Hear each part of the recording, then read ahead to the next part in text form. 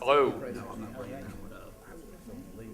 Well, first of all, good afternoon. Thanks a lot for coming. We've got a lot of people in the audience here. I see a lot of alums. I see a lot of current students. I see some people from the press. I see my predecessor, Gary Cadenhead, who's now running the MSTC program. And of course, we have Dean Gilligan, who I'm going to hand the microphone off to in a few minutes. Just by way of introduction, the people up at the front of the room represent 7 of the 8 companies that have come out of both the McCombs MBA program as well as the Texas Moot Corp program, and gone on to raise significant amounts of venture capital over the last 4 or 5 years. If you notice, conspicuously absent is Phil Sparrows, who's on his way. And I'm kind of debating whether he has to sing when he comes in or not, because he's kind of late. So I'll leave that up to the audience's discretion when he walks in. But what I wanted to do is really just take a minute and recognize these guys up front. As you know, there's a lot of debate on entrepreneurs, whether they're born that way or are made that way. All of you have been doing a lot of studying about what's going on in the entrepreneurial world right now. And the thing I want to emphasize is the most important thing is going out and doing it. And these guys took some pretty big risks, got their degrees, and went out and did something with it. And when I say did something, every one of these companies has raised somewhere in the 7 figures, some in the 8 figures as far as capital, and have their businesses off to great starts. So really an incredible track record, given that people coming out with freshly minted MBAs are typically not the first ones to raise money. And also, as you'll hear, the last couple of companies have raised this kind of money over the last several years, and the capital markets have essentially been seized up on the venture front. So let me now turn it over to Dean Gilligan, and before I do, let me just say a few words.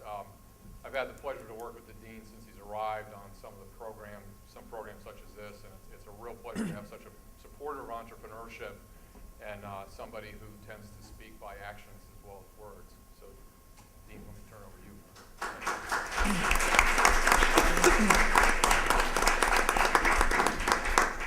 Well, I just want to tell you how excited I am to be the new dean of the McCombs School of Business. It's fun, it's a great school, and it's great to be a part of traditions like the Moot Corp Competition. I came from USC, and I can tell you for sure that the Moot Corp Competition, its history, its legacy was something that the entrepreneur programs at USC focused on when they thought about their business plan competitions and the way that entrepreneurship could affect the world of business and the world of society more broadly. So you all are part of a legacy of a program that has tremendous impact throughout the scholarly world, but throughout the world of business and commercialization. So I congratulate you on that. I want to tell you how honored I am to be around these past winners.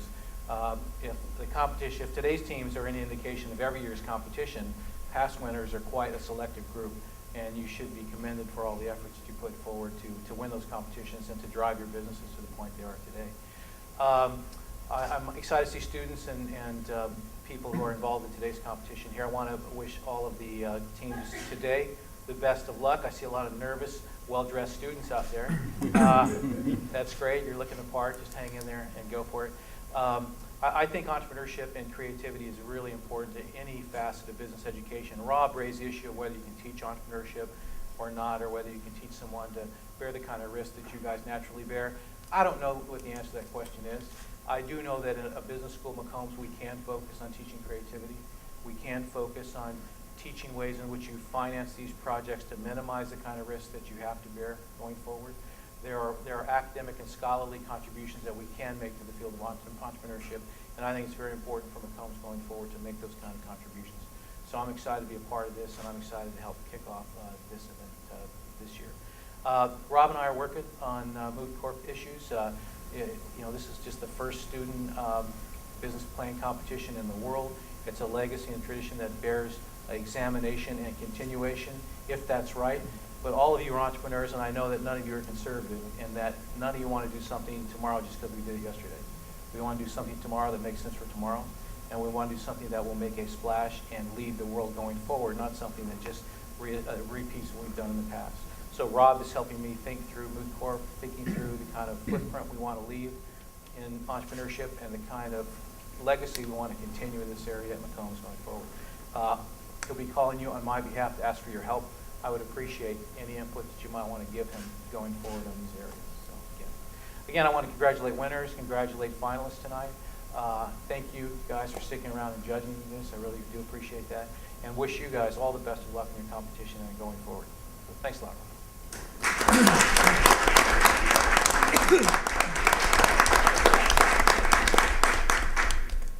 Okay, let me just give you logistics. First of all, we are going to run this roundtable till roughly 6 o'clock. We're going to take a half-hour break where you might want to go out and grab some food and come back and start the actual Moot Corp business plan competition at 6:30. Our esteemed panel up here will be judging. Lucky teams get to face 8 judges. The good news is they've been on your side of the table as well. What we're going to do, I've asked each person up here, and I'll tell you what, we're going to I'll cue Harlan up here so he can be ready to speak. I've asked each of these guys to walk through what they've done since leaving McCombs, where their companies are and the kind of money they've raised, and also what they wish they knew when they were on this side of the table that they now know. I've asked them to each keep it brief into 5 minutes, and then at the end of that, we'll open it up for general Q&A. Okay? So without further ado, Harlan, if you want to speak in that microphone, we're recording this, so that'll help quite a bit. Sure. So, hello, my name is Harlan Beverly. I'm the founder of Bigfoot Networks. We won the Moot Corp in 2005 and have gone on to raise $14 million through 2 rounds of financing. So, and we're very proud to employ 30 people now, 25 of which are here in Austin, Texas. We have a nice little office up on Riata Trace, right next to NVIDIA, and there's a reason for that. That's because we're a gaming company. We make products that reduce or eliminate lag in online games, and it's a very competitive, hypercharged industry. And guess what? It's the gaming market, and it's growing in this weird economy. It's growing. It grew 17% in the month of January, year over year. It's really astounding. Lots of reasons for that, which you can guess. But people would rather spend $10 a month to play a game than travel to Mexico for $1,000. So in this particular economy, and that's good for gaming, good for our business, and I think indicative of some of the things that we see in the marketplace right now, with consumer electronics going down but gaming going up. It's interesting. So one of the things that I've learned since 2005 when we won is that you've got to be careful about marketing spend. So that's one thing that I would caution everyone to realize is initially when you first launch a product, it's going to cost so much more than you think to get people attracted to your new thing. And you got to be careful about how that scales. I know it sounds like an obvious thing, but we burned through our Series A money. Getting the product and launching it was hard enough, but then we burned through our cash so fast just in marketing expenditures, and it's something to be cautious of. In terms of fundraising, there's only one real word that I can say, and that's persistence. We were talking earlier about how persistent you are is almost an easy deterministic of your success. It will easily determine your success. A lot of people will say, oh, don't use the shotgun approach and go to every VC. My answer is use like a laser beam shotgun, because which by the way is a real weapon in the games here, but use a laser beam shotgun. So what we did was we looked at comparable companies, gaming hardware companies like NVIDIA and others, and said, okay, who has put money into those companies? And we gathered a list of 100, and then we shotgunned all 100 of those. And we never gave up. Persistence was the absolute most important key. So later on, when I'm beaten down on some of you guys, just remember, persistence will win. Great. My name is Scott Evans, Chipotle Business Group. It's been a long road for us, 4.5 years, and we just grew legs about 2 weeks ago. The governor's office committed to $1 million funding to the pre-seed deal. Took us 3 attempts, a little over 2 years to get this funding. So if there's anything I wish I knew then, or should have known then, what I know now, it's seek advice. If I'd be very specific on if you're targeting a certain funding agency, particularly the ETF, go find winners. Go find people who have been there, who have succeeded. Talk to them. I don't want to say we made a mistake twice, but it did take us 3 times to get through the process. Other than that, our technologies are multifaceted. We actually have 4 different technologies we need to develop. We'll be signing a excuse me, sponsored research agreement with UT Arlington next week. We hope to sign a couple more with them in the next 2 or 3 weeks. So now that we have legs, we hope to have our proof of concept on the entire system within about 6 months. And that's our update.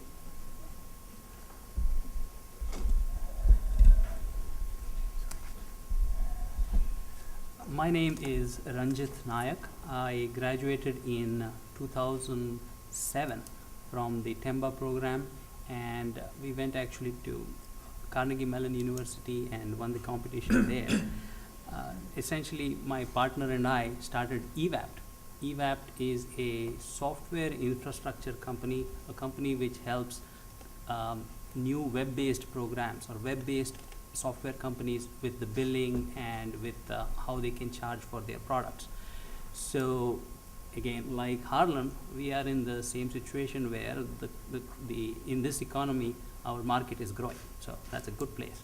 However, getting here has been a real tough situation for us. It's not been easy. We raised money in January of last year, about $250K from angel investors, and created a product, got the product out in June, and we've now got 10 customers paying. And it's not easy when you're fighting against a company which has $21 million. So here we are stretching the dollar to pennies to even further. And that's what I've learned, that there are creative ways in stretching the dollar. Don't spend money on the marketing as quickly as you will. Once you get money, you start spending it fast enough, and you need to see the return on that investment fairly soon. So one point that Rob brought up was, are we born entrepreneurs? And I'd probably be the most unlikely person to start entrepreneurship or become an entrepreneur. My family has a legacy of failures, my dad. So, but then I said, I'm going to take this up for sure. It was a wonderful opportunity, and UT trained me a lot. So I'm really gung-ho right now. Given where we are today, 2 years before, I probably would have been a little more skeptical, but every day I feel a lot more confident. Thank you. Stereo. Hi, my name is Phil Spiros with Halsa Pharmaceuticals. Halsa won the Texas Moot Corp contest in the fall of 2000. I think that was before they moved it into the January slot. And Halsa is a pharmaceutical company with a therapeutic for the treatment of obesity. It's proving effective in treating diabetes as well. We've also added another therapeutic for the treatment of some of the wasting diseases that come with cancer and other diseases. So metabolic diseases is now our umbrella area of expertise. Since 2000, we spent a huge amount of time capturing the IP that was necessary for us to be able to progress in a meaningful way. We started out as a pharmaceutical company without IP, which isn't usually the way it's done. And so by 2006 or 7, depending on how you count, we were able to get our IP house all in order, and that's when our real launch happened. We've also captured $1 million in funding from the Texas Emerging Technology Fund. We were seed funded by the Texas Moot Corp Pontoon Fund, and we've raised about $500,000 in angel money as well. And we're just about to set out and raise another $1 million or two to move ourselves forward. And that round will come from venture, from pharma, or another round of private investment. I guess the other thing I'll say is that if you heard the part about taking from the year 2000 till the year 2007 to get your IP in order, persistence is a quality we think highly of. And I guess the advice I have for people on that side of the table is, there's a great line, it's what you learn after you know it all that counts. You'll spend, if you get into this line of work, you will spend all of your time revising your ideas and revising how you articulate your ideas. And as soon as you say it, you know it's wrong because you're going to fix it tomorrow again. So that's my advice, is just be prepared for that sort of continual, if you don't, people always talk about revisionist history, and it's more like a revisionist now, always changing, always move it forward, move it forward. So that's my advice. Good afternoon, everyone.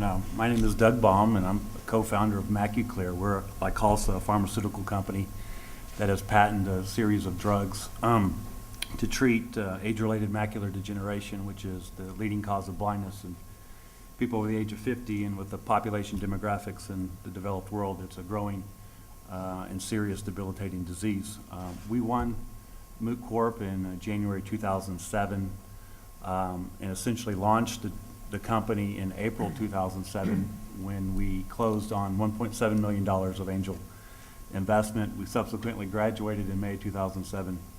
And since then, we've developed our drug through the FDA preclinical process through our animal studies. And in the fourth quarter of last year, we received approval to go into human testing, which is, as Phil can attest to, is a major milestone for a drug company to go from animals to humans. And it's not one you enter lightly. You have to go through the FDA process, and they have to approve you to do that. We also received a special designation from FDA. It's a fast-track designation, which is affords us some special treatment by the FDA and some accelerated review times, which doesn't always come easily or naturally to a lot of drug companies. So we're very thankful for that. And akin to my colleagues here, you really don't know what you don't know, and I'll give you a case example. Within 3 months of us launching the company, we received an offer about 8x of what our company raised to sell out within 3 months, and we thought that was a pretty neat prospect to essentially, I don't know what the multiplier effect is, how you articulate that, but it's been 8x return within 3 months. And we went through a whole due diligence process. It cost us about $150,000 of legal fees. And at the end of the 2-month due diligence process, the suitor changed their offer from a cash and stock deal to an all-stock deal, and our cash investors did not like that. So all in all, we wasted about 3 months when it was all said and done, and $150,000, and we had no idea that was really a dent in our timeline. But we managed to regroup, find the other $150,000 from the remaining funds and stretch it as far as possible and make it to our milestone. We just also have received approval from the Emerging Technology Fund for another $1.7 million, which we will be publicly announced on March the 5th. And so that will initially afford our foray into the human testing, and we're gearing up for that process right now.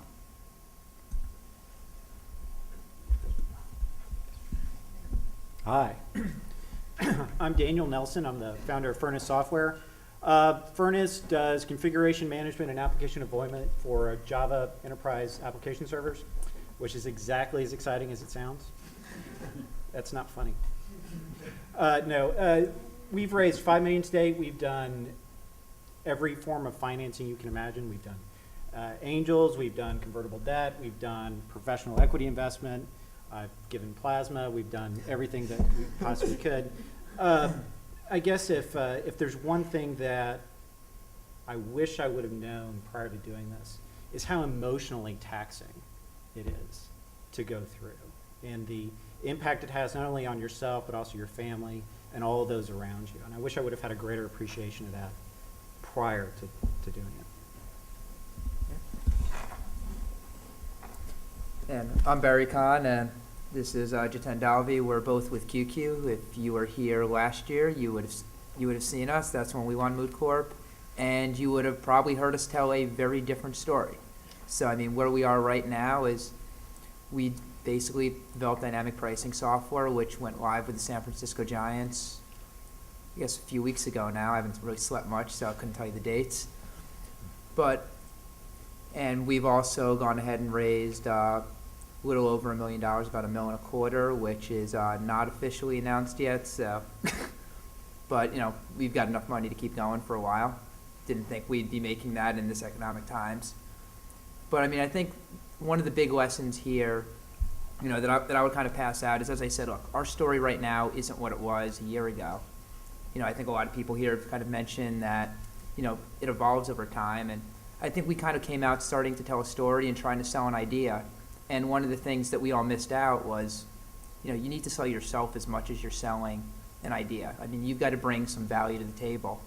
And I think, you know, our customers and investors and everyone has kind of pushed us toward that niche where, you know, we really have something to offer. So, I mean, the other thing that, you know, this kind of highlights as well, and I think Phil touched on, is, you know, things change.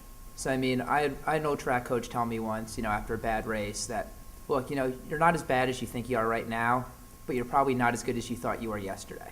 And this process has been a lot like that. I think every time we show up and go to an investor or a client or just basically do anything, there's always that thought of, wow, if we pitched it like this, or I knew what we knew today, you know, 2 months ago, the last time we went out there, you know, we would have got that client, we would have raised that money. You know, wow, I'm really embarrassed. I can't believe I showed up like that. And you know what? A month later, you're saying the same thing about that pitch that you thought was the greatest thing in the world. So, I mean, there's a lot of evolution, and, you know, you just keep on going. You don't learn unless, you know, you mess up and you go out there and say things that you realize were wrong and have people tell you that. You want to add anything to it? And Barry covered most of the points, but again, I would just like to reinforce what everybody is saying is you have an idea today and you think you have a good idea, but be open to market feedback, be open to whatever your customers are telling you, and mold the product as you go along, and that's very, very important. I mean, the idea we pitched 1 year back and the idea we are actually taking to the market today are quite different, and it's been a progression, and we've just worked through it, and we realize that this is what the customer wants, this is what the market wants, and we have to mold ourselves and mold our entire company around it, and you need to develop that flexibility in your idea and the organization that you built. Well, great. That was a great overview, everybody. Let me open it up for question and answer, and also, since we're recording this, I'm going to pass this wireless mic around, and if you can just kind of ask into the microphone, that'd be great. Who wants to start off? Well, okay. Right there. I'm impressed with the diversity we have, and I know some of your backgrounds, and I don't know others, so I thought it might be interesting for posterity to capture that. We've got 2 from the executive MBA program. Maybe you would raise your hands. And 2 from TIMBA. Actually, 3, I think. 3 from TIMBA, okay. And 1 from the MSTC program. And you guys are in the full-time MBA program? I'm in the full-time MBA program. And I actually got my PhD in economics across the street over there. Well, I think that says a lot about our entrepreneurship program, how broad it is, and it also says a lot about what Rob Adams is currently doing by teaching in various programs that lead into this competition. So I applaud you and I applaud Rob.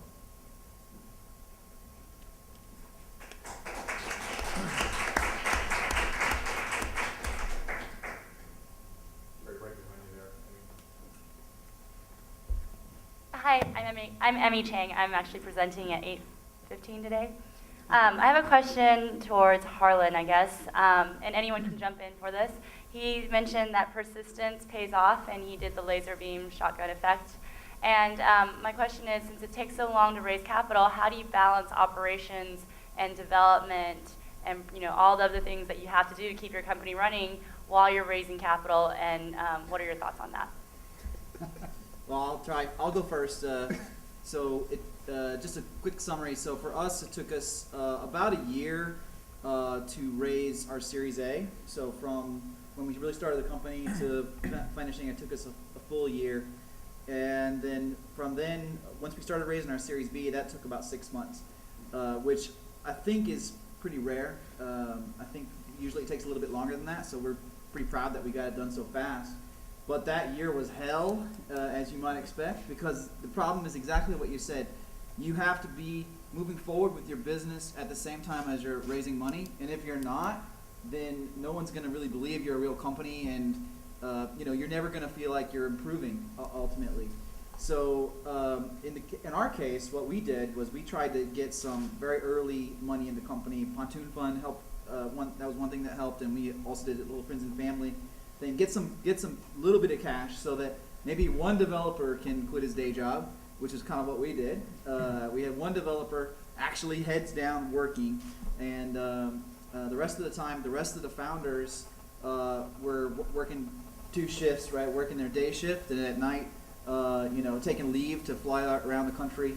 And in the early stage, I think that's the right way to do it, which is you're focused on, try to get a small group with your money that's developing and moving forward with the product or service that you're working on, so that you can show traction on, and maybe even get to a launched product. There's a whole separate thing that isn't really this, which is bootstrapping, which is not a bad thing to do. I would do it that way. That's one thing I would do differently. But you bootstrap and try to get this smaller group moving forward with the project.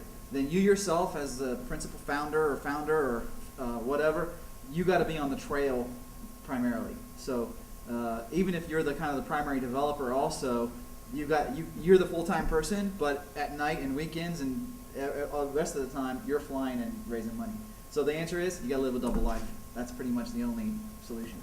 I'd like to speak to that, if I may. I am a bootstrapper, and that's how we did our operation. We raised about $190,000 through friends and family. That money runs out, but there's more to do than just developing product. So when you've got your money, you spend it on product development. You alluded to it. In our situation, VCs aren't interested in us until we get, a working system. It's one thing to tell them, well, this part works over here and this part over here works. We have a proof of concept, but it has to be a system. But when that money runs out, you can work on the people part. Build your connections. Go out and talk to industry. For us, it was building connections with the United Nations, the TCEQ, Lower Colorado River Authority. These things don't cost you a lot of money until that next infusion of cash comes in, which might come in the way of $5,000 or $10,000 here and there, which lets you move your technology forward again. Well, just to want to echo that, what I think of bootstrapping, I think of getting a product and getting it done and getting it to market even, and getting some money flowing into the company. That's the best possible solution for bootstrapping, because then that money hopefully can at least fuel a little bit of fuel to keep you going. And then, so I agree with what you're saying there for sure. Let me just add something. Under no circumstances should anybody have the illusion that raising money isn't a full-time job. I mean, it consumes you 100% all the time. So don't think that you can split yourself into 9 different ways and you'll do 8 hours here and then 8 hours, that's BS. You do 20 hours a day raising money. That's what you do. So how do you then balance that with growing the business? You try to slice, or at least this is what I did, try to slice it. What are the next inflection points in my company that will make a difference in the valuation? Make it either more likely or for me to raise money or raise money on better terms. I get to those milestones. Only when I get to those milestones do I go raise money. Not only is it really hard to raise money unless I do that, I'm going to give up, if I raise money before that, I'm going to give up so much of the company. Why would I even do it? And because there hasn't been a metaphor used yet, I'm going to throw one in here, and that is that when you're running a startup, it's a lot like falling down a flight of stairs. And when you get debriefed later, someone says, well, which stair hurt the most? And the answer is, I don't even know. It was one of them, but I don't know. So you're going to be doing a lot of things. You're going to be wearing a lot of hats. You're not going to have the luxury of saying, I can't do that now.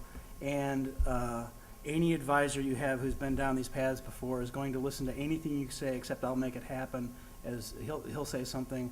The Rob Adams school of thought would be quit whining, I think maybe is the way they would say it, less politely than that. So get ready to wear a lot of hats.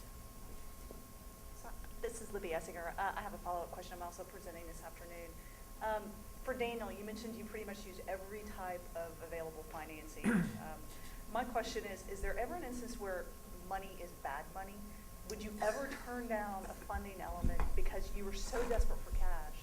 Have you ever found yourself in a situation where something's better than another thing? Can you give us some points on that? Well, I was young. I didn't know better. It sounded like a good idea at the time. No, certainly, yeah. I mean, yeah, you turn down money all the time. I mean, they're well, not all the time. I mean, hopefully you have the opportunity to turn down money all the time.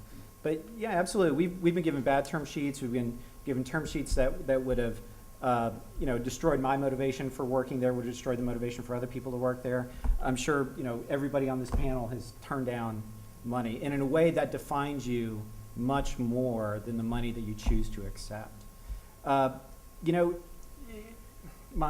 CEO, the guy that I hired to run the business, has a very good analogy in dealing with people who have your back against the wall. You got $12 in your checking account. Your dog's not even talking to you. That kind of thing. He's the only leverage you have is your absolute conviction that you'd rather kill yourself than take that money. So it's like holding a gun to your own head, and then the VC, angel, whomever, saying, I don't believe you're going to pull the trigger. And you got to believe that, yes, you would rather dive your company into the ground than take that money. So know where your line is, know what you're not willing to give up, and then don't compromise on it.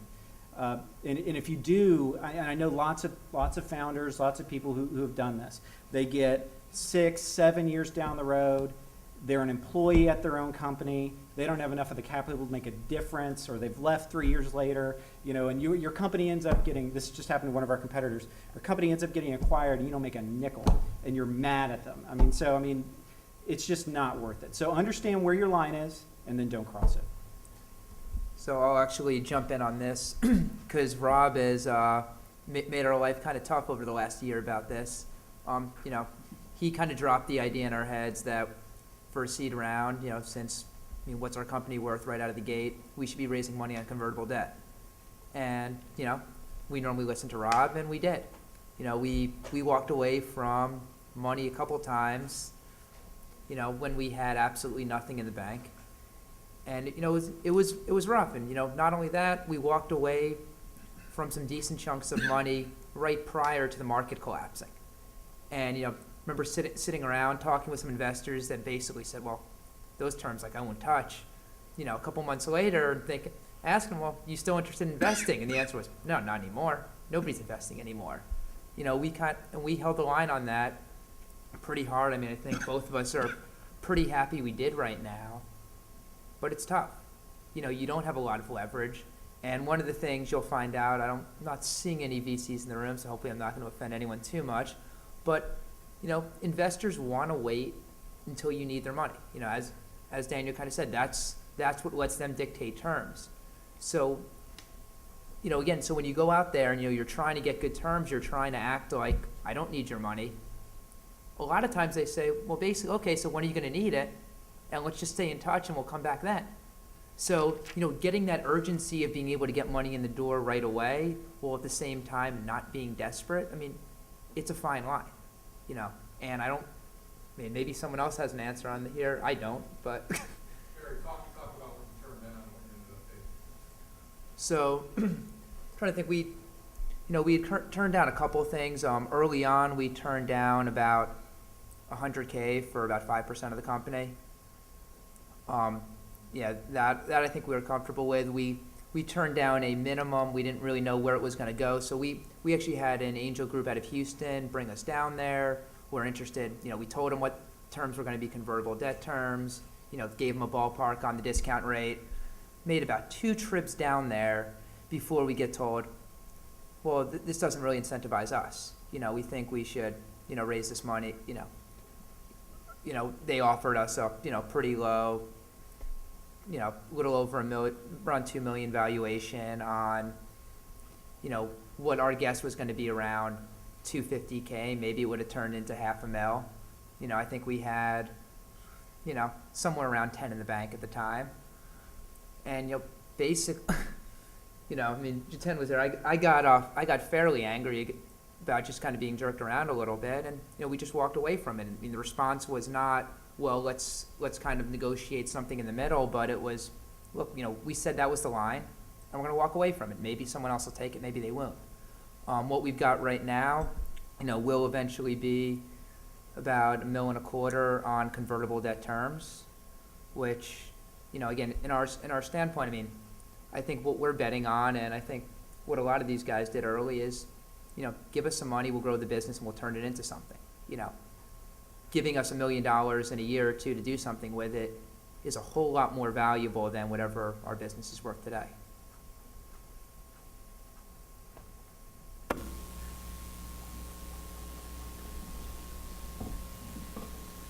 So I guess this question is for Harlan or anyone. So you mentioned how you spent a lot of money on marketing. What did you find was most effective out of that spend? And really, how do you think you could have done it better without spending as much money? Well, let me start with the story. So the story is, our product is called the Killer Nick. So it's a network card for gamers, and we launched a product in 2006, and it was a $250 product. So it's very expensive in terms of in mind of gamers in terms of total dollars. And what we did was we did some crazy marketing. We didn't know anything about marketing ultimately, and it was a big weakness of our team. And so we did a print campaign. We had a TV program on Comedy Channel. It was really fun, but we had a huge online campaign, paid placements, banners, pay-per-click, AdWords, AdSense. Those are Google things.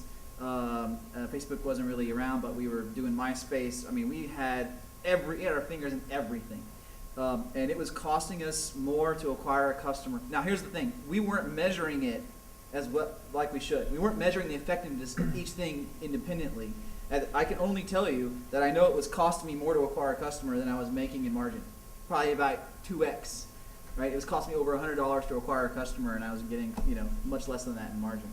So that's not a very good business model, ultimately. You're leaking money. So what we did was we brought in a consultant friend of mine, and who was at Creative Labs and did marketing at Creative Labs, who was a numbers guy. So we had a very creative marketing guy, but we didn't have a numbers guy. And all he did was a very simple thing. He said, how many customers are coming from your TV ad? You don't know? Why the hell are you spending money on TV ads? How many customers are coming from your print ads? You don't know? Why are you spending money on your print ads? So all he did was put in a simple metric on a per spend basis, how many customers was it bringing in, and then we optimize, micro-optimize. So the answer to the question is Google rules all, at least in our market. If you can get the right words and the right mix of words, and AdSense is a particularly good one, which lets you choose some words, and then it'll look at the context of the site, and then it'll put your banner on that site, as opposed to just the little word search thing. And that's a really cool thing for us. We can convert a customer at 17 cents as opposed to over $100, just to give you a sense of the scale. So yeah, Google is the way to go for us anyway. Does that answer your question? So I have something to add to that. When you spend for marketing and sales is very important. We ended up spending a little early when you, and that's because the investor is pushing you, saying, hey, go out there, sell more, and then saying, get a sales guy and do that. Well, the product is developing. We are getting feedback from the market, and it's too early to go and start spending on the salesperson or sales side. You want to spend it when you know exactly what the message that will click, because we spent a lot of time sending out the message, and while we are educating a market, well, we are an emerging technology, and if you, as a small company trying to educate the market, wrong move. So you want the market to be educated and then move in.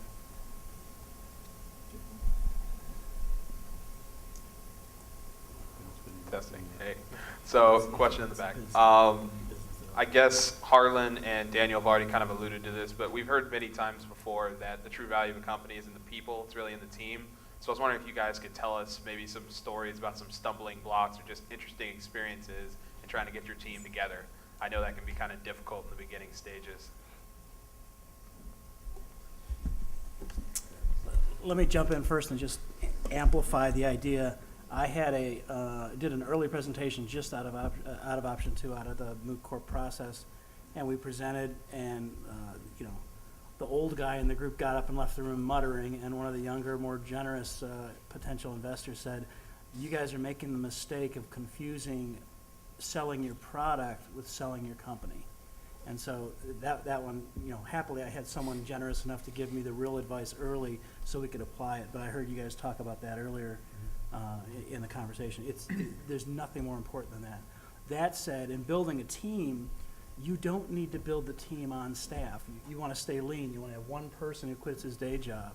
And you can develop quite an extensive team with advisors who are informally associated or more formally associated. And you can, what you want is a Rolodex on your desk where you don't need it because you know all the numbers by heart. And you say, oh man, I've got a regulatory issue that has to do with biologics. I know just who to call. And you pick up the phone and call that person, and they're willing to take your call and contribute because they're aligned with you. One of the things I've said to one of my licensing partners when he said, geez, that's really, you're taking a lot from me, Phil. And I said, look, I'm trying to get everybody in this deal to dance on the head of a pin where we're all aligned going the same direction. And so part of your job in building a team is getting everyone to dance on the little tiny head of the pin that makes the deal work. So I'm going to respond to the question more about hiring and such. Sales guys mystify me. They all interview really well. They're all very personable. They are very excited to be, joining the team. And for the most part, they totally suck. And I've not, I actually told my CEO, I said, look, Larry, I'm not going to not going to interview any more salespeople because there is nothing correlative about my opinion of them and their actual performance. So I'm just not going to do it. We'll look at their resume, check their references, and that's it. I don't even want to know, what they look like before they show up. So that's very, very challenging. But I will say one thing that we took very, very seriously every single hire that we ever made. And as a startup, it is, you'll say that everything's critical, right? Raising money is critical, and the product's right, critical. Really, there's just a whole bunch of stuff that can kill you, and if you get any one of them wrong, you'll die. So here's another one that if you get wrong, you'll die, is hiring the wrong people. So if you are ever interviewing for people and you find yourself saying, well, I think I could train that person. I think they could grow into the job. Back away. Don't do it. If you're not over the moon, oh my God, this person is awesome. This person was born to work here. Don't do it. Keep looking. Even though you'll be under intense pressure to just hire somebody. Because in the back of your mind, you'll be thinking, well, this person might be a total moron, but at least I'll have, a total moron doing something rather than nothing getting done. The exact opposite is true. The wrong person in your startup will add negative value to what you're doing, even if it means that you get an extra 3 hours or 2 hours or 15 minutes of sleep, and that somehow is accretive in your mind to value. It's not. Only hire people who are perfect, who you have to chase, who you would just be thrilled to join your staff. So I'll actually give a little different slant than Daniel here on the hiring. First of all, I think, again, hiring the wrong person doesn't get you an extra couple minutes of sleep. It probably takes away a lot of sleep. So, but one of the big things I think we kind of did wrong, and we had someone point this out to us recently, was we were going out there trying to hire potential. We were trying to find smart, sharp people to do things. And, we were talking with someone, and they said, well, asking about what we did on interviews, and said, well, you're asking for the wrong thing. You guys are pretty young. You're green in the industry. You guys, what you need to pay money for is experience. So, again, I think that comes back to what Daniel was saying of, you don't want to hire someone that you think you can bring into the job. You want to find someone who can do the job. Especially, in the entrepreneurship world, especially when, if you're getting yourself into an industry or space, that you don't have a lot of experience with, or, again, you're right out of school, you want to find someone who's been there and done that, because there's a lot more value to it than you would ever imagine. Just to add to that, when you're running a company, you realize that everything that can go wrong typically goes wrong, and you need to have people who know that here is a hole, and the company's about to fall in it, and you need to know that at every stage, and you need to bring that kind of an experience with you. Just having a bright guy doesn't help. Somebody who's done that would probably be able to guide you much better through that particular phase. So that's very critical. Yeah, I'll echo that. We're coming up on our 2-year anniversary. We'll have By that time, we'll have raised over $3 million, and we have one full-time employee. We don't have any near-term plans to hire anybody. What's in our budgets for those spends does not include a lot of salaries, includes one. And so we're very much focused on that. That is not what we're telling our investors. We're not going to staff up. And it's often a red flag to your investors who see you thinking about making hires. I would just encourage you to try to do everything you can. We outsource everything, so no full-time obligations and so forth. On the flip side of all of that, you have to be willing, people are going to, you're going to be in front of people all the time, and you don't know where the next perfect person is going to come from. You have to be willing to find a position if the perfect person comes along. And I'm not saying take them on board as far as payroll. We only have one paid employee. But be willing to put out some stock options or something, if you find the perfect person. Question from the back here. Can you guys, I'd love to hear from each one of you what the entrepreneurial coursework, how the entrepreneurial coursework at McCombs helped, and also how the Moot Corp process applied to what you ended up doing. I'll start with the first most important thing that we learned is how to take your idea and structure it in a form of a business plan and a presentation that you can effectively communicate to other people. Because there are two sets of people you're most interested in at this point of time. One is your customers, potential clients, and the other set is investors. And how do you take your idea and explain it in a simple, lucid manner so that you get across and connect with your clients? That is what really generates interest in the company. And on the other side, how do you kind of think through your business plan in a way that you appeal to the investors and they feel, oh, this seems to be a good opportunity. These guys know what they're doing. That kind of confidence will come going through this particular course that we took, and the Moot Corp process and the other business plan competition, and that's very critical even going forward. So I'll actually start this answer with the, first time I talked to Rob, again, I was not in McCombs. I was over in the PhD department. I was sitting at my job at the athletic department one day. It was probably about midway through one of my last semesters here, and I had an idea, and I started basically flip through the course book and stumbled upon Rob's class, and I said, I think this would help me take this from an idea and actually do something with it. And really that's what the course brought to the table. What it brought to the table, what working with Rob is, what these competitions have done. And to kind of give you the very stark contrast, I had another business going at the time. We sold University of Texas bottle openers. I wrote a business plan for it. I actually filed a provisional patent. I had done some of the little steps, but look, my main source of revenue was showing up at football tailgates, walking around and selling bottle openers. So, clearly very night and day.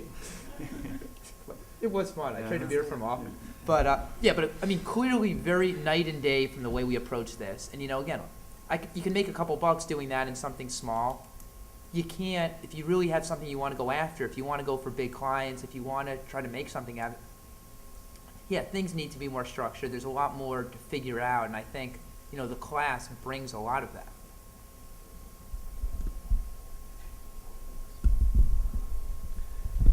Market validation.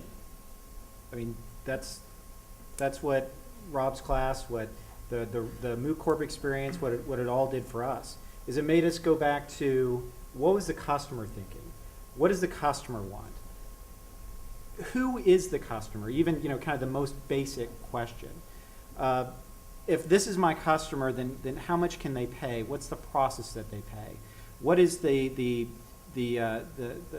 sales cycle look like? Who needs to be selling it? How do we go about selling it? And it's all driven by the initial market validation that we did.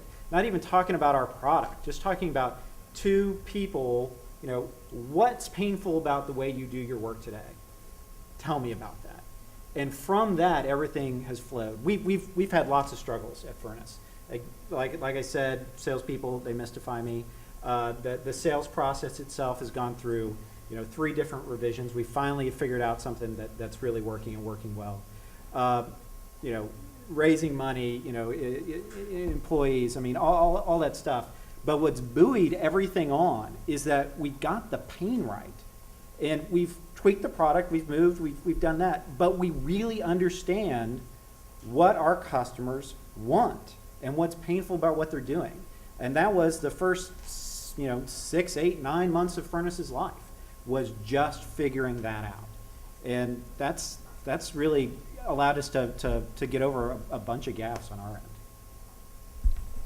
I'll echo that with a slight bent in that it's really validate and verify everything you say, because your credibility is going to be when you're pitching to the investors, and it's not going to be investors who have a lot of money. It's going to be investors typically who are in that space that you're in. So the pharmaceutical, life science investors tend to oscillate and aggregate in our area, and the software guys, and so they all know probably a lot more than you know in that space. So everything you say, everything you represent, you need to validate and verify. And customers will change. For our venture, our initial customers were the investors that put their money up and supported us. We're ultimately going to license this to a large global pharmaceutical company, and so our customers will change to being a pharmaceutical company who will ultimately license our technology. And so we need to sort of change our orientation as well to make sure everything we say and we represent to those folks when we're pitching to them is, without question, without reproach. Thanks, Doug.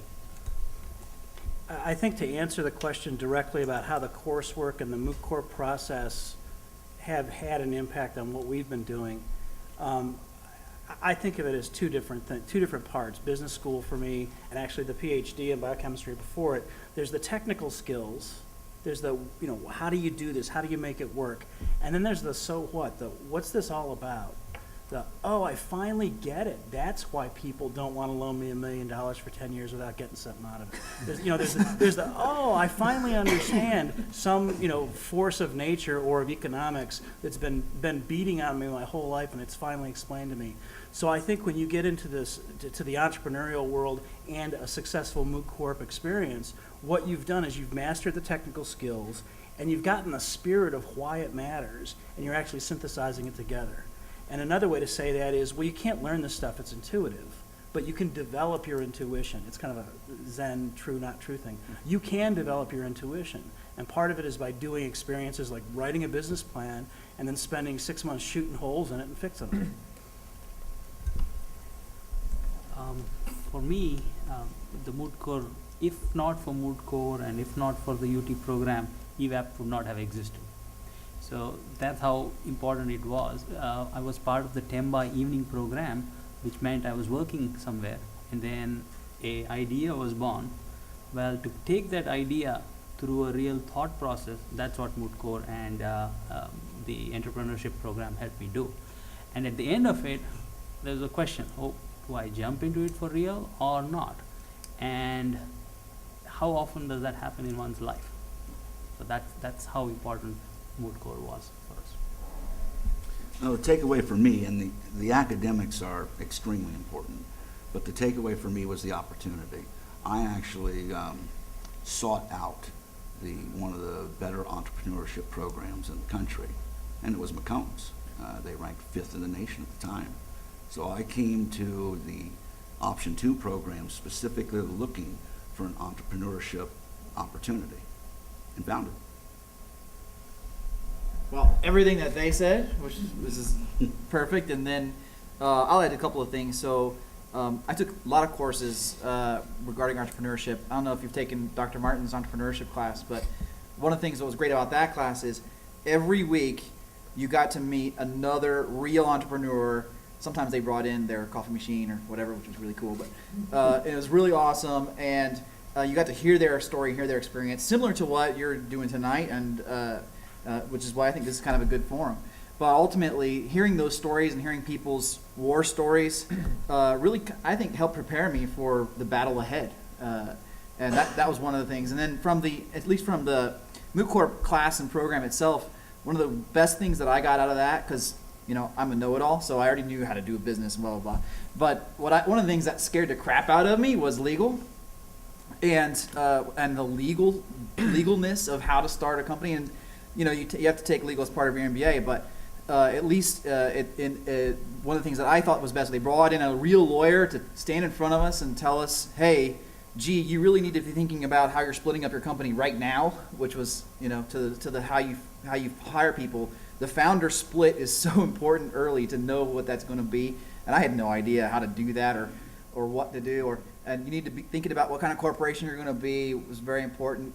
The instruments of financing, term sheet evaluation, the convertible note, the convertible debt that we all talk about. That is such an important thing to understand, and I haven't read it in any book that I've ever seen that really explained the convertible debt process and why and how important that it is, because you don't want to be establishing a value for your company when you're so small that you don't want to set a line in the sand. So that kind of core knowledge, I think, was really vastly important, and of course everything else that they said with the experience and all that.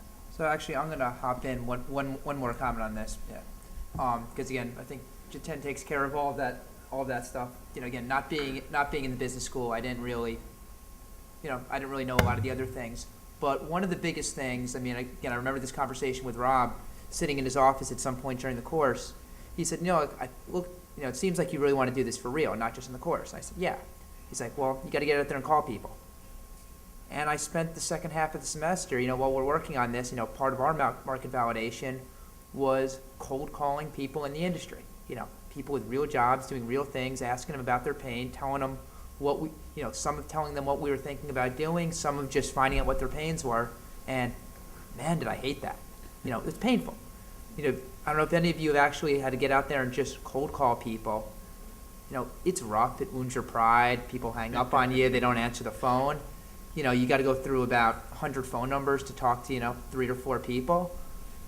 But, it needed to be done. We wouldn't be sitting where we were today if it wasn't for that.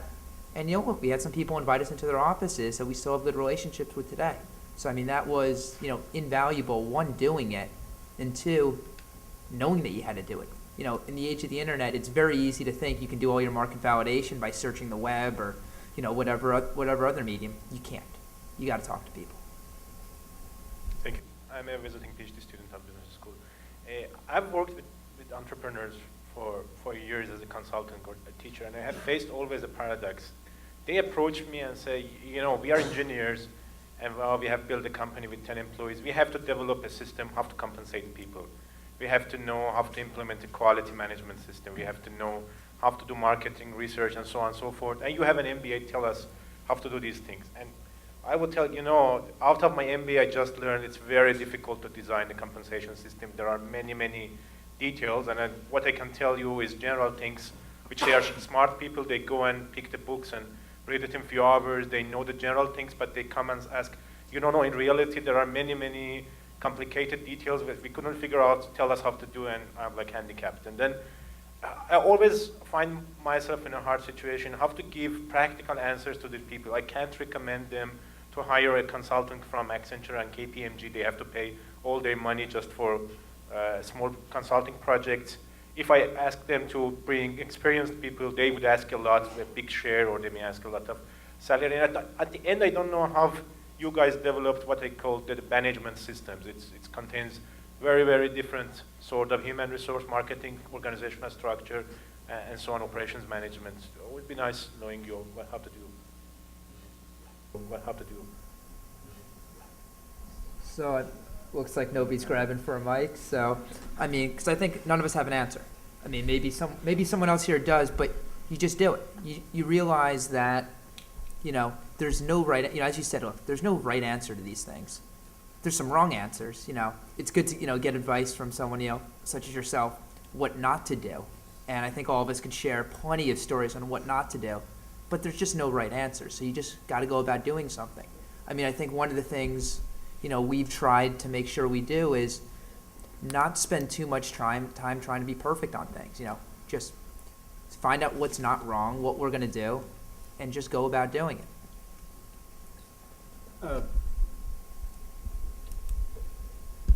from my perspective, if I ran a 10-person startup and hired a consultant for my compensation system, I should be fired. It's just not, I mean, where to begin with that? So here's our compensation system. How much will it take you to get in that job today? That's it. I mean, we're all over the place. We've tried to do some standards now. We're 16 people now. So, I mean, we try to, I mean, we have a CFO now who kind of takes care of all that and does those things.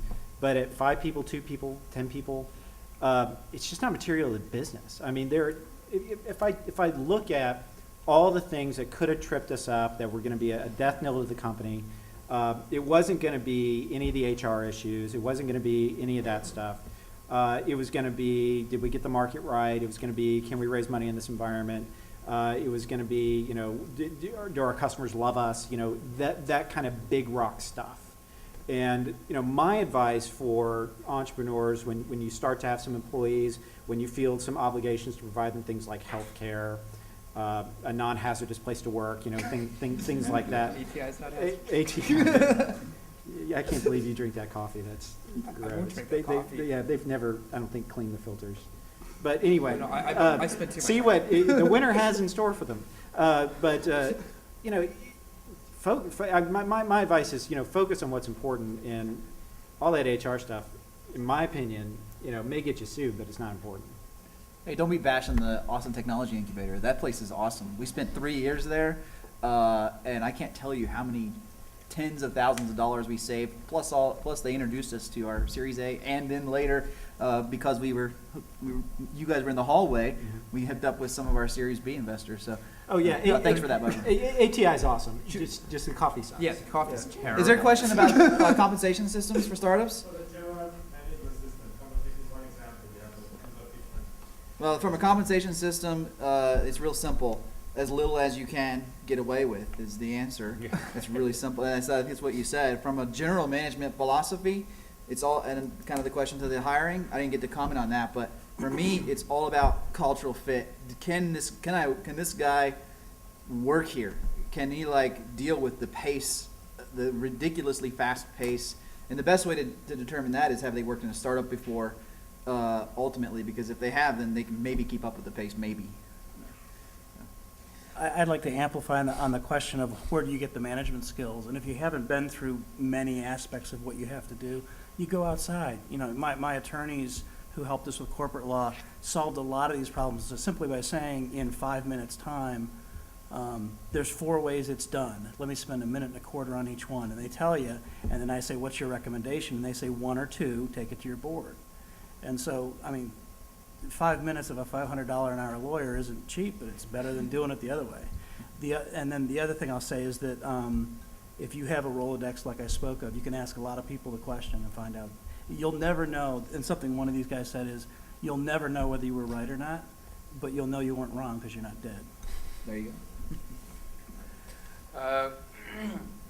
Well, I know each of you, by the fact that you're on this panel, have developed pristine business plans with carefully articulated business models that enabled you to be standing in the winner's circle. So I'd like to hear some of your comments between then and now, some of the things where you may have found that you needed to adjust your business model, and what were the things that really drove that? How did you discover that? And let me add, if you cut your revenues in half, doubled your expenses, and tripled the amount of money, would I be pretty close? What about our timeline? Well, let me take it first, because it sounds like you've got a good answer. Yep. Also. But you made it up with volume.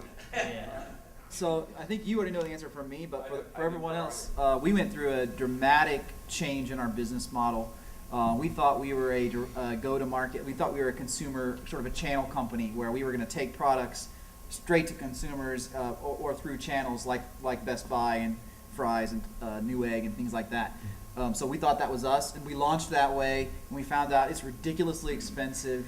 It takes way too much working capital. And by the way, our big customers, like Dell, we launched with Dell at the end of last year, didn't want to buy from us. Oh, they loved our products and stuff, but they just didn't want to buy from one SKU from one small company, right? They wanted to buy from Flextronics or some other big, conglomerate. And so we fundamentally had to change our business model almost completely to now we are almost 100% a technology provider to someone else like Flextronics, who then packages it up, puts it in a box, and ships it off. And then they get their money from Dell, and we get our money from Flextronics. And we have a lot of relationships like that now because we've totally changed our business model. But that's kind of the most dramatic possible change I think you can get. I think we have, and many people tell us it's completely wrong. I think we have, up to the point that we got funded, 3 different current business plans. We didn't look for money in a single source. And those who've gotten ETF money know that profit isn't a motivator necessarily. If you're trying to sell water testing technologies in Africa and you're trying to get funded through the Bill and Melinda Gates Foundation, they don't care about profit. So we constantly changed ours for whoever our target was. Ours is also a message along the same lines. Although our business plan did not drastically change in terms of what we were looking for, the timing was different. The approach had to be different because initially, although the business plan was meant for an enterprise kind of market, we could not go to an enterprise because Dell won't buy from a small startup. The same way, we had to start with a smaller group, which meant the way we approached them was different. So although the plan itself did not change completely, the way we approached it, so the channels had to become important. These things keep changing. So I would say, as you probably heard from Rob, as soon as it comes out of the printer, it's changed. That's true. So. The timeline changed for us because we thought we could capture the IP in 6 months, and it took 6 years. The second thing that I'll say is that while there's some things that did change in our business plan, everything in our business plan was negotiable. There's nothing we didn't look at and look at again and look at again and say, do we really mean this? And then another example is something I changed, not because I thought it was the right thing to change, but it was the right thing to not say anymore. And Doug talked about how McCombs has achieved fast track status within FDA, which means that the FDA will shorten the amount of time it takes to think about things and get back to you quicker. That translates into the time value of money that you can spend on the market. I still think that attempting to achieve fast track status is the right thing for our company. But every time anyone saw fast track, they would seize on that thread and drag us down an alley with it. And so rather than going down that alley anymore, I just said, I'm not going to say it. And if someone asks me, I'll say, of course we want it. But I don't think it, if warranted, we might get it. But I'm not going to dangle any bait out there that you can use to drag me down the alley anymore. So there's some changes that you make because it's the wrong thing to be doing and you need to be doing the right thing. There's other things that you just find, you get beat up enough, you say, I finally learned, don't do that anymore. Yeah, we never said it until we got it. So yeah, exactly. That was that's the right way to do it. I guess for us, our business plan is still very much a living document. We update it every quarter. We know we're going to have to go find some more money. We get unsolicited offers. People want to know, if there's an opportunity to invest in it. So the business plan is a dynamic document, and it changes monthly in our business with new competitive analysis. There'll be a news release from one of our competitors, our prospective competitors, and we always keep it up to date and current. And it's not something you do in this program and you go out and you raise money and you shelve it. For us, it hasn't been anyway. It might be for others, but for us, it's very much something we live by every day. And like I said, we update it every quarter. For us, actually not much changed. The product vision, marketing strategy, sales execution model, the target customer, the amount of money we're going to raise, how are we going to go about spending that, hiring plan. So, but other than that, pretty much everything stayed the same. Everybody's saying the same thing. I mean, you're agile or you're dead. So no sacred cows. What was big for us when I knew that we had really understood that is when we stopped writing the business plan down in a Word document and just used PowerPoint, because it's a lot easier to change, especially when you do a pitch in the morning and that went terribly, so you change it, and then you do your pitch in the afternoon, and the things you changed, the next person hates, so you want to change it back, and so you've got version, I think I'm a version like 253 or something like that of the PowerPoint. I had to keep separate folders to know what I've said to who, and it's I mean everything changes, and you got to be, and that's something you got to embrace. And just because you said it and believed it yesterday doesn't mean that today you don't say, what a stupid idea. I can't believe anyone ever said that before. So. Yeah, so Daniel's definitely right on that. And the funny thing is, earlier, everyone was talking about persistence.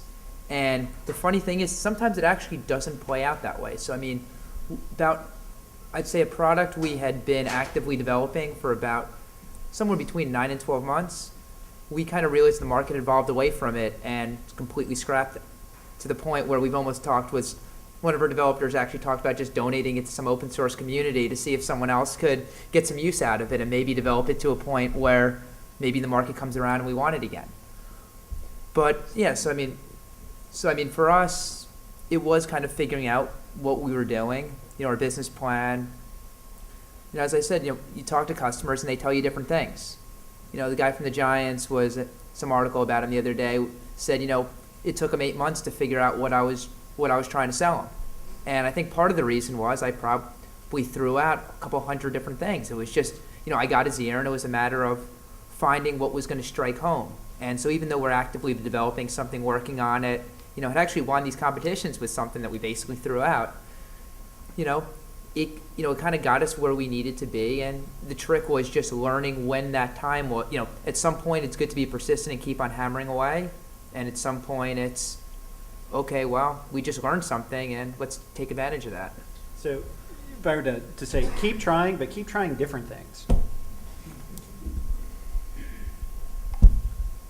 So the interesting thing about changing the business plan is you have to change it many times. And what happened as a result was Barry and I just kept on changing the executive summary, and we never used to look at the business plan until after some time it was completely out of whack. We realized when the business plan was something else and the executive summary read something completely different.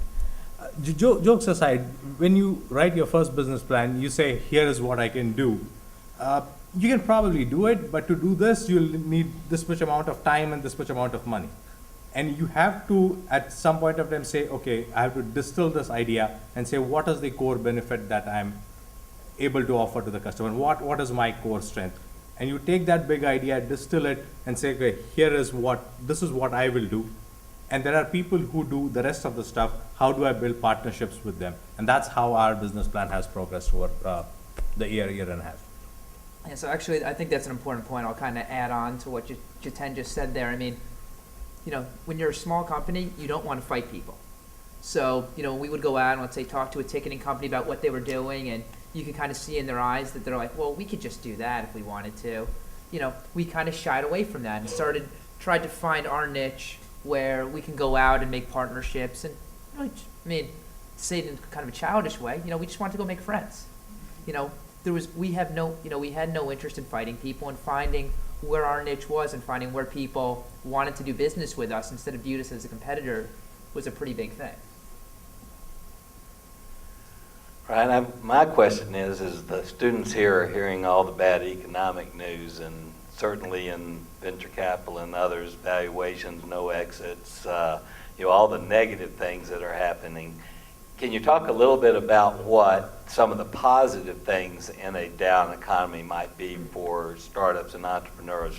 I mean, talent-wise, rent and negotiability on some maybe cheaper cost. Are there other things that are a benefit of kind of growing your business and starting it during a downside cycle?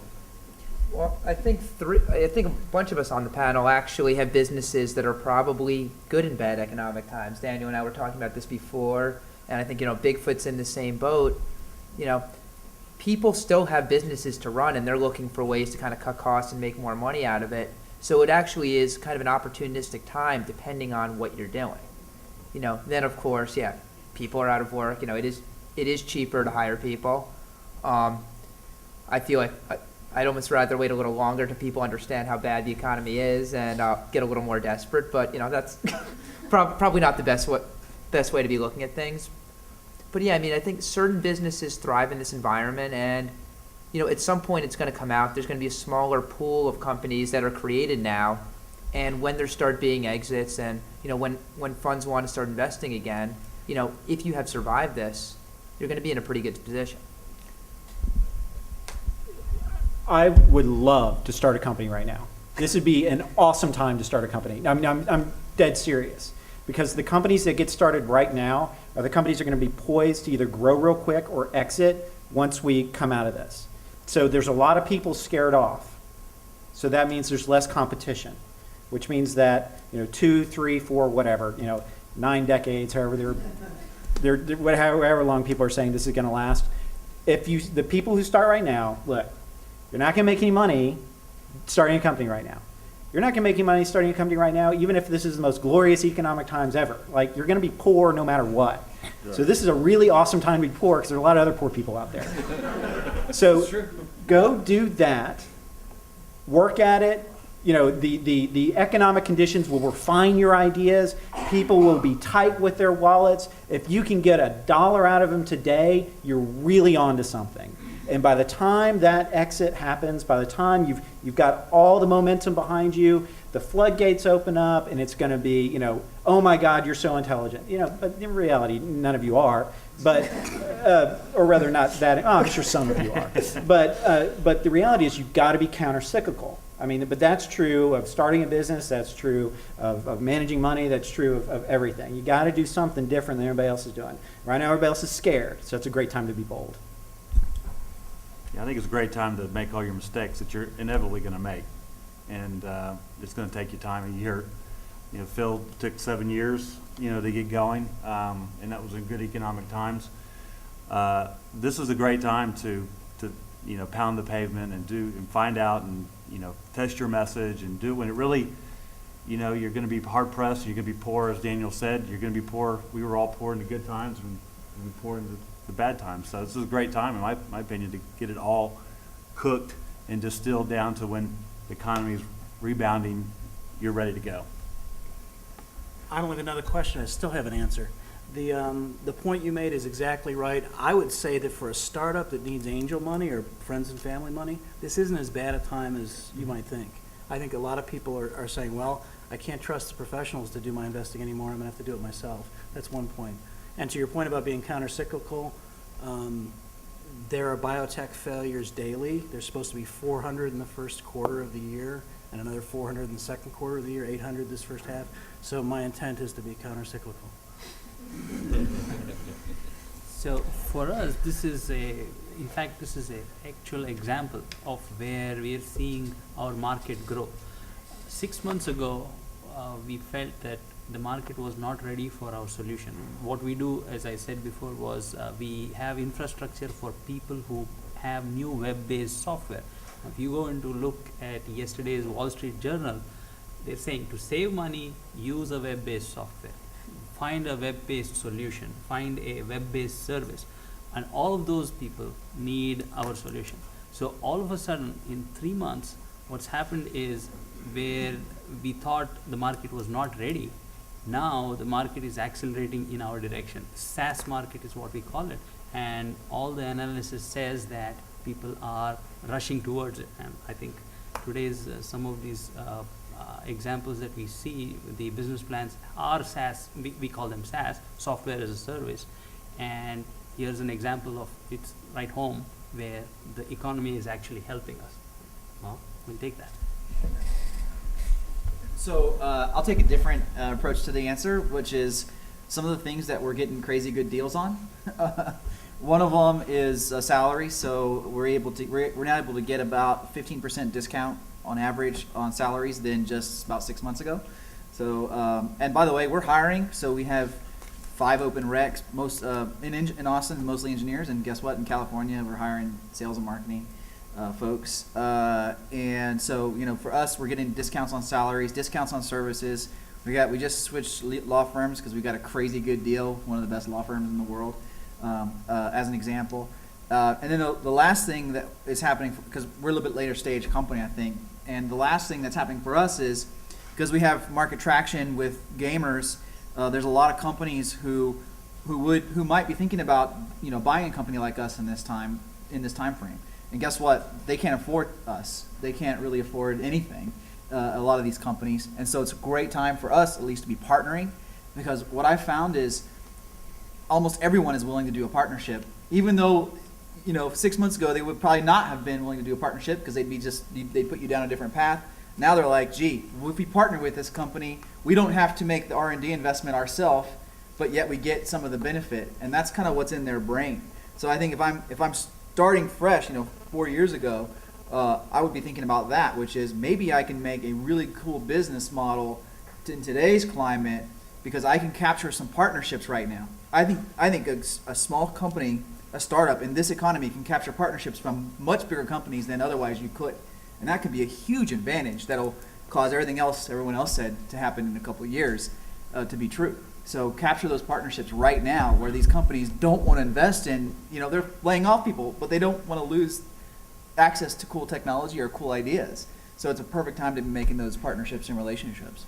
And one of the things you gain living in this kind of world is financial prudence, because you realize you don't really have, the VCs don't have money, nobody's really funding. It's not very easy money. There are a few VCs that will be funding.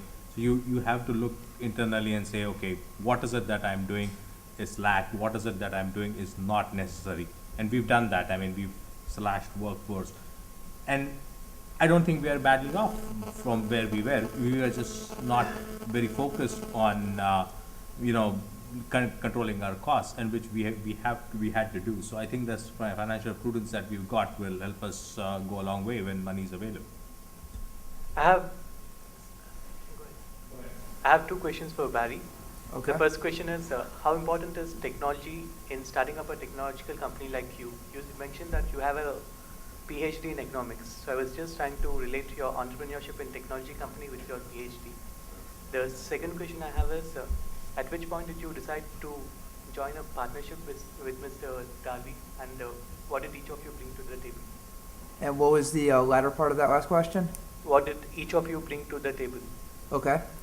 All right. So to start off, as I said again, we kind of started off a software company where most of it kind of had to get outsourced, and realized that again the value of what we were doing wasn't pricing. So really, what we're selling, and while it's a software company, we're really selling a set of algorithms and kind of an economic way of modeling demand, predicting demand, and turning that into optimal pricing for teams. So you can almost look at it like we've created an automated consulting service. So a lot of the tools you would have picked up, I doubt anyone else in this room, got a PhD in economics, but the tools that you pick up there and kind of are applied in the academic world, we basically automated those and done them in a way that we can deliver it as a service. As for Jiten, we met in Rob's class, and Jiten brings a very sound business sense that I'm going to be honest, I probably don't have. Just sitting down and figuring out, what a business looks like, what we can actually predict, how we go about a sales force. This isn't my background. These are a lot of things that Jiten has done before, and he kind of brings a lot of experience to the table, and a lot of prudence. And one of the nice things, and one of the things you should be looking for if you're trying to go out there and get a partner, is someone that you can trust to do their job. So I was out of town, traveling to conferences and meeting with clients for the last couple of weeks, and I knew things were getting done.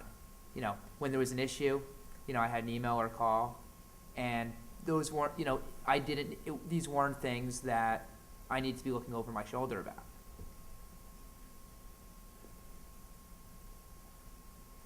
So we've talked a lot about the drivers of change and how everybody evolved their company. Did you find that your investors were drivers of change, and how did your board channel your activities and how they helped or not helped? So I'm gonna give a counter answer. I think that what someone else might be saying. You're gonna get a lot of stuff. I mean, especially with the business plan competitions, from investors telling you kind of what they think about your business and what you should do and what you shouldn't do. And one of the things you'll start realizing, and again, I think which is why a lot of those phone calls that I talked about, that Rob had made me made, were so valuable. Your investors don't know your business. You know, you got a lot of smart people. They've got a lot of good ideas. And you start realizing at some point you hear the same things over and over again. So until you start getting people kind of deeply involved in your business, or you start getting into the industry, you know, they're good ideas from smart people, but it's not what's going to drive a change in your product. So to steal an analogy from a serial entrepreneur here in town, my board is a lot of CPU and very little RAM. So you got to keep reminding them of what it is you do and how you go about doing it and why you made that decision that they want to talk about again. But that's not to say that they don't bring a lot of perspective. You know, I would say one of the main purposes of the board is to insulate the business from the emotion of it being run. So as an entrepreneur, if you're not emotional about your business, you shouldn't be, well, maybe you should, I don't know. From my perspective, I couldn't do my business unless I was emotional about it. From a board's perspective, they're there to represent the fiduciary responsibility of the business to the shareholders, all right? That's it. They don't care if, they don't really care about you. I mean, they care about their money. They care about you to the extent that they care about their money, right? And it's very cut and dry, it's very business-like, it's very mechanical. And there is a benefit to the business of having outsiders bring that perspective. But Barry's exactly right. They aren't deeply involved in your business. If you think that you're going to bring people on your board that are going to be deeply involved in the day-to-day operations of your business, you know, you may be right, but you're probably not. And you know that has its pluses and minuses. The one thing I'll say about a board of directors, especially if it's associated with any kind of outside funding event, so whether it's an equity placement or anything like that, but especially if it's an equity placement, the moment you take money, you give up control, and that's that's just a fact. So if you're uncomfortable with giving up control of your business, don't take money, because the moment you do, you're out of control. Well, I'm going to go out of turn because I want to say something a little bit different, which is when you bring on a board of directors and you get real money and real investors, you have, as an officer, you have a responsibility to at least include them in big decisions like changing your business model. So in my case, I'm sitting here in a meeting with literally the senior vice president of Dell Consumer, and he's telling me, we want to do the deal, let's sign it today, except we want you to completely change your business model. And when I told you earlier, I mean literally revenues cut by 66%, but profits up, but totally flipped our business on its head in one meeting. And man, I wanted to sign that thing right then, right now, because that's a huge deal, as I'm sure you know.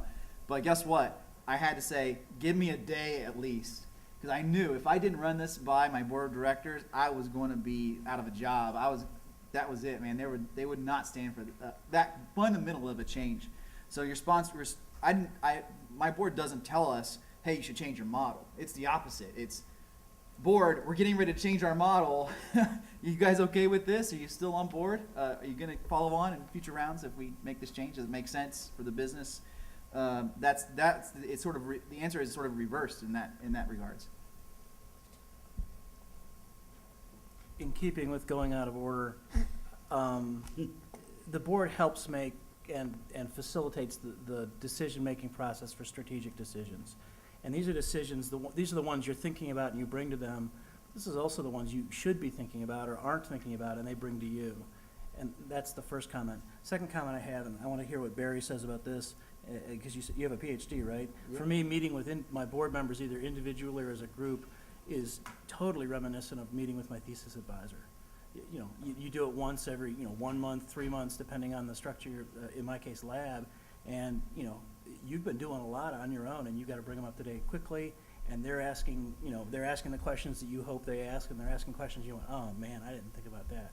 So to me, that's what the relationship is like. No, it's actually, that's probably pretty accurate on it. I mean, so our one outside board member at the moment is actually Rob. So, yeah, I mean, it's very similar to when I was in school. I mean, one of the nice things about it, and this actually comes back to some of the pitch stuff that we had, and what you get out of McCombs as well, is it's, in a way, it's a little different than meeting with a thesis advisor, because I don't know if anyone's really attended a academic presentation here. I'm sure Phil can tell you, they're really long-winded, they're really boring, people drag on, you really want to leave the room. Here, if I start going off like that, Rob just kind of looks at me, he's like, okay, get to the point. And just fine-tuning things like that and getting things into kind of bite-sized pieces, being able to take what, Jiten and I spend hours talking about and being able to convey it to Rob in under 5 minutes is kind of a valuable exercise in that, though.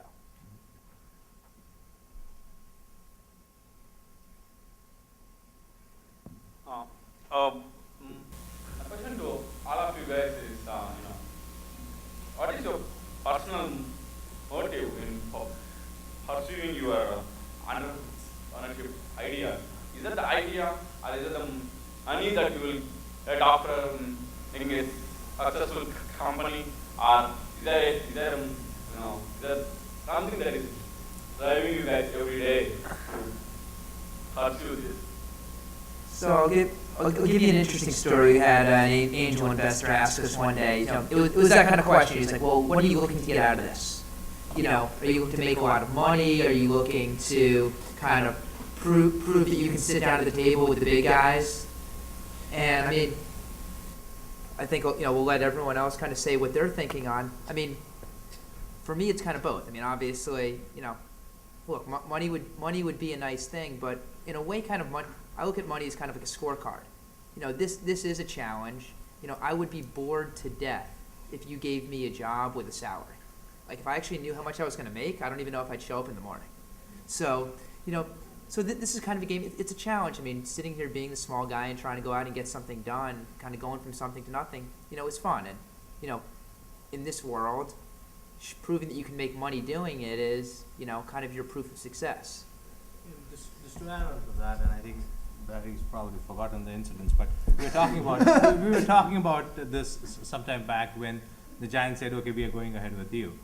And then we were discussing and we realized that whatever happens, whether we succeed, whether we don't succeed, we can always tell our grandchildren or whoever, said, look, we are the people who enabled dynamic pricing in this live entertainment market. You have dynamic pricing in the airline industry, and it's there in most of the travel industry as such, but you don't have dynamic pricing today in live entertainment, maybe sports or music.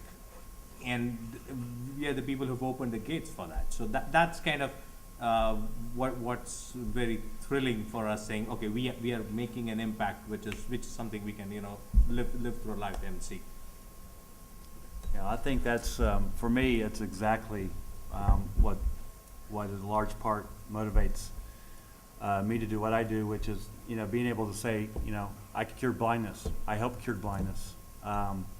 In a stage of life where not much else other than sight and reading and watching TV really exists. So to me, there is a passion, and if we can up our scorecard a little bit in that, so much the better. So for sure. I'm going to step out of character. When Jiten was giving the elevator pitch, Barry was lip syncing. Did you see that? That's a lesson for students of entrepreneurship. Get your elevator pitch down so everyone knows it perfectly well. What? Lips were moving when he was talking. What? It's cool. It was cute.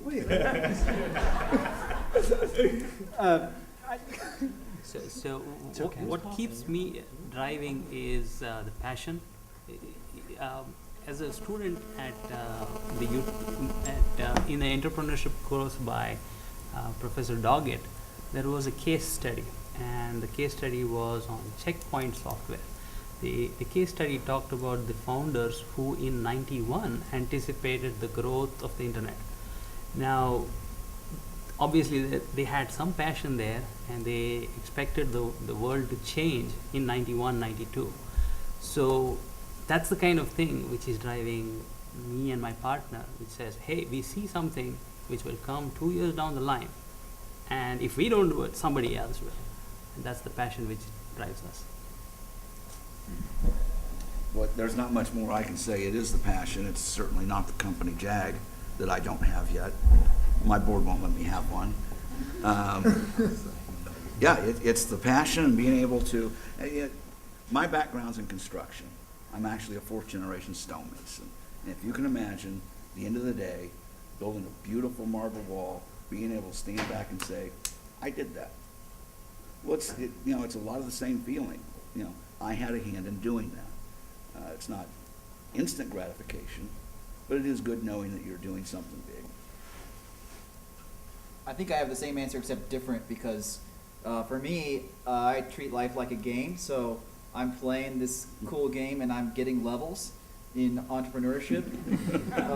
It's totally true. It's how I approach it. And every time I do something cool or something new, it's like, wow, man, I got another level in entrepreneurship. And that's what's really fun for me. And that's why I keep coming back to McCombs and trying to share my knowledge, because I really love learning and growing my knowledge and experience and sharing it. So that's, for me, that's what I do it for.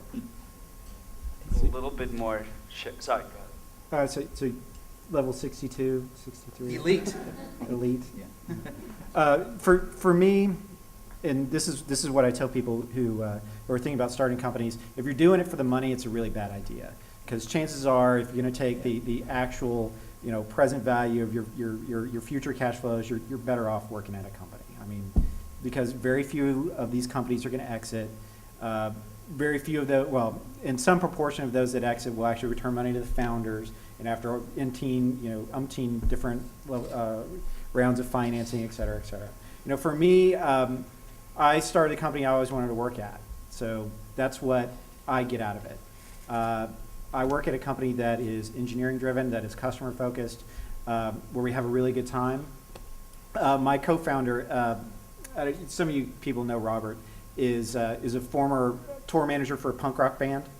So we have a blast wherever we go.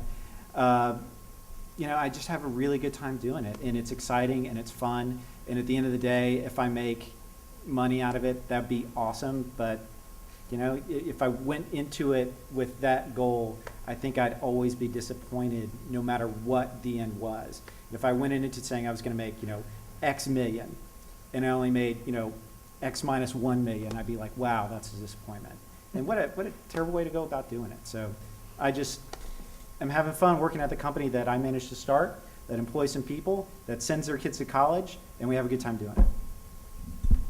I'd love to hear more stories on how you found your co-founders. Any advice on how do you find someone who's as passionate about it, who's as involved, and who you can trust? Should they be someone who's really close to you, or that you just have a working relationship? Your husband, your wife? What's your... I found my COO off of eBay. I mean, not literally, but I sold a video game on eBay, and out of all the people in the world who could have bought it, this guy did. He lived 10 minutes from me. He was an engineer. Came up with our theory on our technology in about 30 days, something scientists have been trying to do for decades.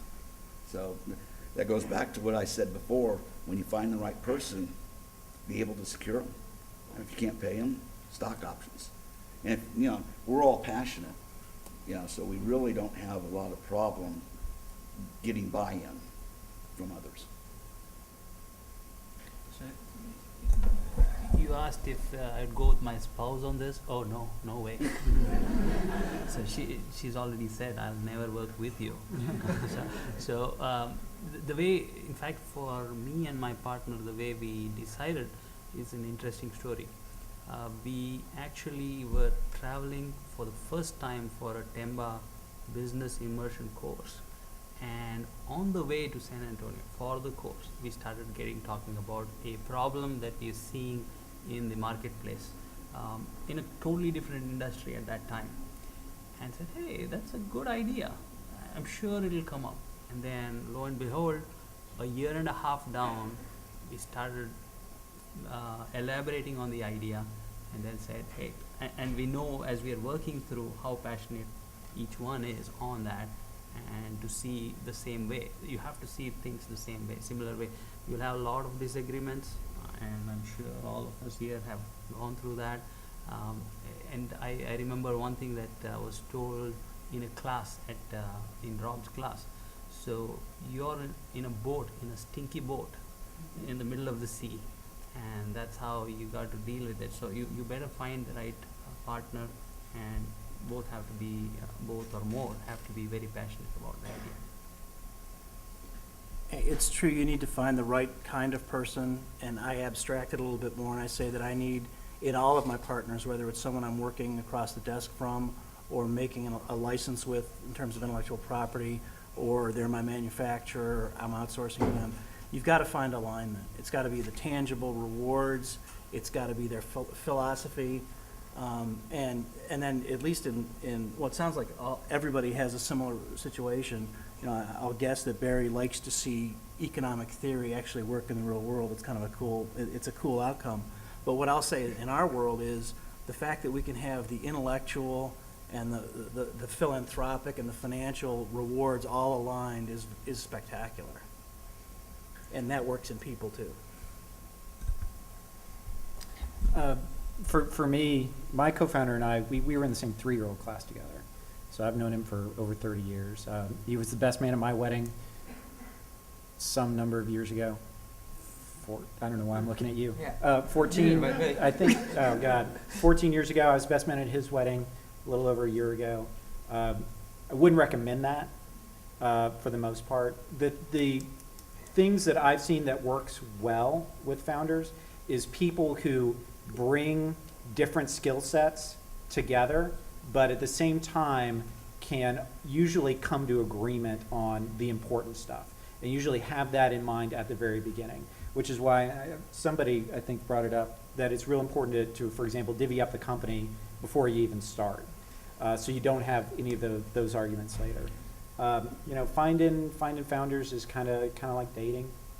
Not that I remember dating, but you know, it's kind of like how I imagine dating is. In terms of you meet, you greet, sometimes they exit, sometimes they stay together for a long time. Be careful about it. I think that there's an optimum number, somewhere between 2 and 5. More than that, and I think you divvy up the company too many different ways. Less than that, and I think doing it by yourself is very, very difficult. But you know, I think that Ranjit said it very well. You know, you're going to be in a really small, smelly boat for a long time, and you know, at least have somebody who will make you laugh while you're paddling. So to just go one more step with Daniel's marriage analogy, get a prenup. By the way, that small smelly boat is real. Like, for a year, I stayed in the same room with my co-founder as we traveled across the country raising money. So it's real. All right. So one last question as we wrap it up. I'd love to hear your guys' view from each of you on, if you were on this side of the table, what kind of business would you be thinking about starting once you finish your MBA, and why? 10. Take it away. So at this point of time, given the current economic environment, it is definitely companies that can flourish. The companies that can flourish are companies that can help save costs. And that's something that I would focus on at a very high level. The other thing I would look at is there are certain growth areas, and there are certain companies that will succeed there, and there are certain companies that will fail. But the growth area is still there, and how do I become a part of growth area? A good example, and I'm probably taking some credit away from Ranjit, but look, Ranjit's company is based on a concept that is picking up, which is SaaS. And what he's doing is he's plugging it somewhere in that play. So he's not a .com, he's more of a Cisco that's playing into a .com. And that's kind of a company that I think would really take off at this point of time. So I'm going to go on a little different note on this, and kind of look at the economy in a way that kind of comes back to the fundraising question we got before. of, I don't know if there's necessarily a type of company that I would want to be starting right now. I mean, I think Jiten's right, there's a lot of plays in the economy the way it is right now. But the bigger thing is do something where you bring some value to the table. I mean, I think you can see, all the way down the line here, there's a lot of people with a lot of expertise in what they're doing, and they had that expertise before they started showing up. So they didn't just say, well, this is an idea, this looks like a successful idea, let me go try to, build people around it. It was, I can bring something here. And when you're raising money, when you don't have money, being able to do things yourself is very important. So for me, I actually know what I'm going to do at the furnace, so I'm not going to say that. But for me, if I were on the other side of the table here, kind of what Barry was saying, you got to do something you know. I mean, you got to do something you know really, really well, because expertise, subject matter expertise is everything. If you wanted to say, oh, I'm really tired of my day job, writing code or making chairs or whatever, I'm going to go start an airline, that's probably a bad idea, right? Because there's lots of people with airline experience who are going to do it much better than you are, regardless of your skill set or how talented or smart or attractive you are, any of those things, right? So do something first and foremost. Secondly, choose a big market that has a readily defined pain. What I tell people is you always start with that pain. Don't start with a product, don't start with an idea, don't start with, I think I could do this cool thing. If you find a big enough market with a big enough pain, you can try idea after idea after idea until you finally fit that. I mean, you kind of saw this, up and down here is we all had business plans and ideas and things that we were going to do, and none of us are doing exactly what we thought we were going to be doing. We may be tangentially related, but we're all still solving the same pain in the same area. And if you focus on the pain and you do that really well, you'll end up being successful. In this economy, God, I'm so tired of that phrase. But right now, I would say that if you focus on providing a large enough segment with a solution that they're willing to pay for, and you actually make money. I hate all this Web 2.0 crap, right? But then that's going to be an excellent basis for you to actually grow a business when things start building and actually going on the upswing. Yeah, Daniel sort of stole my thunder. I think the formula, whether it's a good economy or a bad economy, is solving a big pain. Now, if you're solving a marginal pain, you might be successful in a good economy, and you might not be in a bad economy. But if it's really a fundamental problem, be it cost efficiency, curing a disease, doing something in less than half time, people are going to pay for it eventually. And that's where I would focus, is really focusing on where the pain is, Daniel said. I'm going to come at it from a different way, and I'll assume that there's some of you out there who are already nuclear physicists and that's your domain and you're going to work there. But I know there's at least a couple generalists out there, and there's an answer for you as well, and that is you're the lucky one because you don't have that specific expertise you're going to need. And my advice to you is pick a phenomenally large market, or because then there's lots of little niches and interstitial spaces to go. Or pick one that you know is going to be surprisingly large. Life sciences today is where computers were in 1975. Okay? So how many jobs were there in the computer industry in 1975, and how many are there today? And you can be in on the beginning if you jump into it now. So my advice is, if you're a generalist, go to a stupefyingly large market that's going to be there in 20 years. And then my other advice is get someone to pay you to train in it.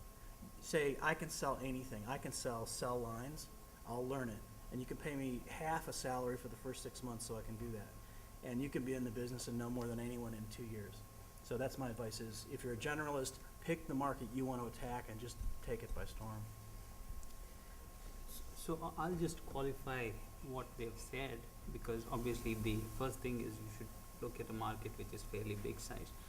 Then one thing that would really, in this market, in this economy, which would help is if you can come up with a new way of doing something that is being done with 10x improvement and savings, then this is the great time, because people will listen at this time. Usually when people want to change processes, very difficult to get people to change. But in this environment, they listen.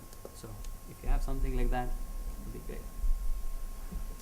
Well, also to the generalist, This goes back to one of the first things that was mentioned, whether entrepreneurs are born or whether they can be made. You have to have passion. It doesn't matter if you have a great business plan. If you're the entrepreneur, if you're going to be leading others, if you're going to try to be getting buy-in from others, you have to be passionate about it.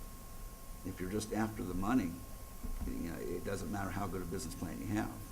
I don't think you're going to get the buy-in from the other people, or the necessary people. Well, I'll give a specific answer, because I have more levels in technology than I do in business, I think. It's getting close. I think cloud computing is hot. I think it's really interesting that you can do some things with cloud computing, which is basically software as a service, is sort of a business model. I think enterprise collaboration, enterprise software, like working together, is taking off and huge. So if I was doing a startup right now, I'd probably be doing a cloud computing thing with enterprise collaboration involved in it somehow. Because companies want to still do stuff, they want to work remotely, and anyway, there's lots of other ideas like that, but that's one little nugget. But I think the general answer is right on, which is find the pain point first, and then find the technology second. Because if you have the technology looking for the pain point, I think you're in the wrong direction. So having been a technologist for most of my career and then switching to business, that's the biggest lesson, which is, you know, you can't, even though you think you've got something really cool, how many people care? No, that's the right answer. Great note to end it on. Let's get a round of applause for our judges.